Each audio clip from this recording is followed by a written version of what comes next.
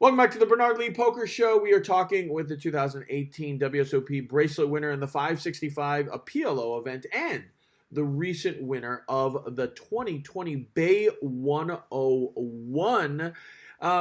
This was a very interesting tournament at the Bay 101. First, it kind of came back. It had gone away for a little bit. It was one of the most popular events for many years. I've played in it. I love the event. It's a very intimate setting, very exciting because there are bounties on several players. It was a bigger buy-in event in the past. 10,000 has been 7,500. This was still a fairly big buy-in for today's world of 5,200. There were in the last year 440 players, but this year, obviously with the growing pandemic, people were concerned, but still 290 players showed up, creating a prize pool of over $1.3 million. I would love to hear your take on it, because in the end, there was a decision to stop the event. We'll talk about that in a second. But kind of what was your thought process going into the event? Because I'm not blaming you. There were discussions. Obviously, things were going around the world. But at the time here in the U.S., it had not been full blown just yet as you were heading off to Bay 101. While the event was going on, different story. And I'd love to kind of hear your take and the take of the room. But prior to it, what was kind of your take going? Because I think you were one of the bounties, right? Yeah, I was one of the bounties. So what happened was I booked everything already. Everything started happening in the world. I was in touch with Savage and with June. June runs Bay 101, the Right. poker director. I was in touch with them, and I was like, "What's going on?" And then they're like, "Well, everything right now is fine." And then I saw this thing on Twitter about someone at Bay 101 maybe having coronavirus, and people just spread rumors and stuff without facts, and I don't think that anybody there had it. I think that someone there might have been near someone that had it. Maybe, I guess that was the rumor, but I mean, let's all be realistic. In the last 3 months, it's been going around. So, like, if you've been in a casino or in populated areas, you might have been around someone too. So, so I called and was in touch with them. And at the time, the airlines were giving free refunds for planes if you didn't want to fly. But the hotel I booked was a non-refundable room, and it was like $1,800. And I was like, well, I'm not going to lose that if you guys are going to have the tournament. And 4 hours before the flight, I was like, hey, June, are we still playing? She's like, yep, no worries. I said, all right, well, I'm on my way. Yeah. So I flew there knowing the risks. Obviously, there's a lot more information that's came out since that day about everything. Of course. So when I was there, I knew the risks, and you wash your hands a lot, and you put, they had hand sanitizer everywhere, and, you wipe down your area. I mean, you just be common sense about it all, Right. and if people cough or sneeze, you sneeze in your shirt, or if you got a cough, you go away from the table, whatever. But nobody was really showing symptoms the whole tournament. It was a fun tournament. It always is fun. I've played it a couple other times when I wasn't a bounty. Being a bounty made me really, I was going to go, I was like, this is kind of a prestigious thing, to think about. Like, it has to be a bounty. And in my mind, I'm like, I'm going to go. I'm going to show people that, like, I'm not afraid. Plus, most of the field were old people, Right. So, like, when they're satellite seats, so, like, they're way at more risk than I am, Right. like, obviously, I don't want to get it either, but I'd probably be okay. They might not, So the interesting thing is that the day the event started, March 11th, that was the day that really the world knew, right? That was the day the NBA shut down. Unfortunately, that was the moment where I think most of the United States really kind of said, wait a second, there's something huge here. So as the event started, this wasn't the case. I still remember personally, I was going to WSOP Tulsa the following Sunday. I remember having a conversation with somebody late in the afternoon saying, yeah, I'm leaving on Sunday. So, if I'm having this discussion 5, 6, 7 o'clock on the East Coast, you guys are starting this event by that time. At the time of the event, the start of the event, the world didn't, at least the United States didn't completely start shutting down as of that moment. When you guys started hearing the news, was there like a buzz that started, going across the room? How was it that first day? Yeah, so it was fine the first day because that tournament starts at 10 a.m. Right. It's so by the time that like the NBA shut down everything, that was like later in the day, Right, right. and we Almost were near already the about to, end, right? It was yeah, almost we were near the about to end. bag Right, chips. right. So at that point, businesses like casinos are not shutting down until they're told to. I Right. mean, that's just we all know. It's like Disney and all that. Like until someone tells them, big Right. corporations, until someone says you need to shut your doors. I mean, you get it. They're making millions of dollars a day. They got lots of overhead and people. I mean, people's jobs. I mean, I get it. Vegas is going to get really hard from all this because of that. But it's no one really cared. I mean, I think it's like I don't think a lot of people were that worried about it. Everyone Wow. just washed Yeah, their yeah, hands, and yeah. I think everyone was more disappointed about no basketball. I Mm-hmm. mean, because everyone, a lot of people play sports bet, so I Right, think, or bookies, one of the two, right. So I think a lot of people were just like, I don't have anything to bet on, and damn, I'm not going to make any money this month. I think that kind of, and then it all kind of set it in. The next day we started playing, we're like, wow, everything's kind of shutting down. Right. And I think all of us stayed in touch with what was going on, and everyone stayed in touch with like floor people, and they were like, hey, we're still operating, we're keeping track of it. And as we got deeper and deeper, I think no one was coughing, nobody was sick, nobody was thinking about it. Sure.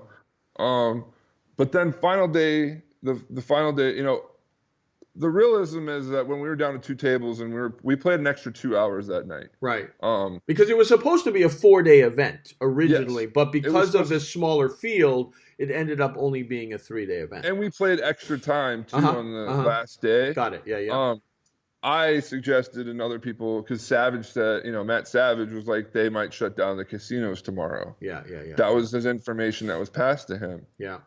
I was told that knowledge to the rest of the tournament. I said, hey, we should try to finish this tonight. Yeah. I think it kind of backfired on me because I think it actually made some people were like, no, I'll just risk it, Yeah. but it's whatever. They were short. It was for them, ICM is a big deal. And the Right. rec players that were left in there, I mean, that's a huge deal. Sure. They're guaranteed almost third place money. Right. A couple guys because they had stacks. But to me and Kristen, I don't think, me, Kristen, and Tyler Patterson, I think we're the three people who didn't want to chop the most. Right. There were like some really uncomfortable. So what happened is me and Anthony Spinella were walking to the tournament. Michael, who is from Switzerland, I believe, I've just got to know him the last few months quite, I've talked to him and whatever. And, we were walking outside into the casino and we saw him and he was, hey guys, I don't feel so, I've been coughing all morning. And we're like, oh man, I'm sorry to hear that. Are you all right? And he's like, I don't know. I just don't want to get anybody sick. He's like, I have a mask. I was like, well, just put it on. Like, I don't know if you have coronavirus. I was like, do you have a temperature? I was like, I'm sure they can take your temp. He's like, I don't think I have a temperature. So there was all these things that factored in. So this is on day 3, what you're This saying. is like when we're down to like 12. Oh, so it was still day 2, end of day 2. No, we're down to 10 people. Yeah, we're down to 10 people. Yeah. So So we end up walking the casino and everyone unbags their chips. Well, day 3. Okay. Yeah. Yeah, and he lets everyone know, like, hey, I don't feel so good and I've been coughing all morning. Right. And and he stopped. He took a cough drop and he stopped coughing. But that couldn't have been comfortable for some people, obviously. And that's what the final conclusion came down to. But it was really hard I think for like people like me and Kristen and Tyler who didn't want to really chop. And Anthony Spinella said he didn't want to chop either. He was short, but he didn't want to chop it either. He's like, I just want to play. Right. But there were some people that were uncomfortable, and I did not want to chop, and I didn't want to take that deal. I wanted more money. Yeah. And I had all the chips, and my track record is when I get that deep, I mean, I'm a finisher. I get top 3 a lot. So, but when people who are your friends and other people are uncomfortable, and people that are just in the tournament in general, I would say 70% of the field said they were uncomfortable playing. Yeah. It's kind of, or maybe half. I don't know. Like the 2 recs were obviously open for a chop. They're like, yes. Yes. Later on, the one guy said, I didn't want to do I think ICM was bad. I think this was a bad idea. I'm like, well, you said you wanted to do it. I didn't say anything. I'm not really a confrontational person. Right. But people were uncomfortable. And, the deal was made. Right. And that's pretty much what happened. I think some people didn't want to make the deal and some did. Right. And it boiled down to like, it didn't matter if you were uncomfortable playing. If you want to make the deal, that was the opportunity to make it happen. Right, right. It Was almost for, and I think people have talked about it on social media that you, Kristen, Tyler as well, like you guys kind of did it for the greater good in this specific situation because, like you said, you didn't want to, but it was a very uncomfortable situation. And I think that I want to preface this because some people may be listening to this conversation saying, "How could you be so flippant at the time?" Remember, I want everyone to really remember, this is not today. This is, what has happened over the last 10 to 14 days is very different from the world that we lived in on March 11th and 12th. At that time, I still remember here in Massachusetts, kids were still going to school. So this isn't a scenario. I want to make sure. I don't want you to be looked at if people see this interview that people are like, I can't believe how lightly they took it. It was different. This is not today. I think if you guys acted that way today, I think it would be highly critical. But again, I'm trying to relive the moment and try to relive what it was like at that time. And this is factual. This isn't criticism. It was a hard thing to deal with because if you didn't want to make a deal, but people were uncomfortable. Right. And what are you going to do? Make people play uncomfortable? Right, because what the other option was pay ICM to the people that don't want to play and then play it out for the rest. Uh-huh. Now that doesn't benefit anyone except for the people who wanted to do that. Right. Because obviously ICM favors short stacks more than it does the big stacks. Right. So saying that, it's just, it was a hard decision. I looked at my friend who was the one that, one of the ones that was like, I don't really want to play with people who are sick. And I was like, all right, well, fine, let's just do the deal then. Because, it was a humanity thing to do, I guess, humane thing to do, I guess. If someone's uncomfortable, even if it's one person out of the 10, it's not fair to them playing for that much money to like have to be thinking about that constantly and thinking about a situation. Exactly. So, but I also thought that maybe we should have made a different deal, but it's over with now. So, it is what it is, and I'm happy with. I made some money. I guess I got a big dolphin trophy coming to my house. Well, and, but I really don't feel like I won because I didn't finish the tournament. I just was the chip leader. Sure. But that's how that situation pans out. But as it goes, the Bay 101 closed down that day. Right. On Twitter, like I think around like 4:00 in the afternoon, they closed down. So I don't know if we would have been able to finish the tournament anyway. Right. But we would have probably eliminated some short stacks, or maybe I would have busted. Who knows? But we would have made. If we busted 2 or 3 more people and then stopped, or we got stopped, that we would have all made this way more significant amount of money if I would have had more chips or the same stack. Right. In the end, you take home almost $160,000, like you said, a nice little dolphin trophy to add to the wall and the bracelet and the rings. We're talking with Craig Varnell, who just won the 2020, or at least ended up being the chip leader, like you said, the Bay 101 main event. So since that time, what has been occupying your time? I mean, like you said, you kind of get stir crazy, and is it? Fortunately, in Vegas, you can play online, right? And the series is extending out more tournaments, et cetera. Is that what is a lot of your time is spending on now? Yeah, I'd say the days I play poker, I'm playing most of the day, and then when the days I'm not playing poker, watching trilogies and a lot of Netflix and Amazon Prime. Apple TV. I got all that. I got all those, and just listening to music and dancing around, being goofy and hanging out with my girlfriend and dogs. What'd you say, babe? Oh, I've been self-quarantining too.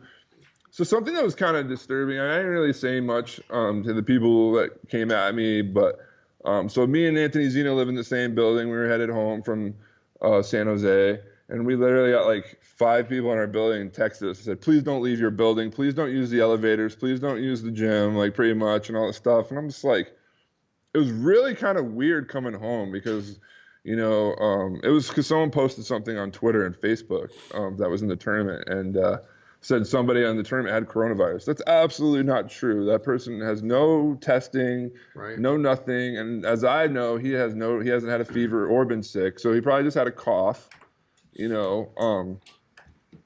So in that sense of fact, I think it was just really weird. Like after winning, it didn't feel like winning. It felt like it was weird just going home, you know, Right, like right, and right. everything was just so weird and Because you whenever you know, win a tournament, like you talked about, the lows are very low, but the yeah, highs in poker are so high. I mean, yeah, and they're so and what people don't recognize, especially because to achieve it at this high of a level, WPT, WSOP, whatever it might be, Bay 101, to get it at that high level, it's such a sharp celebration.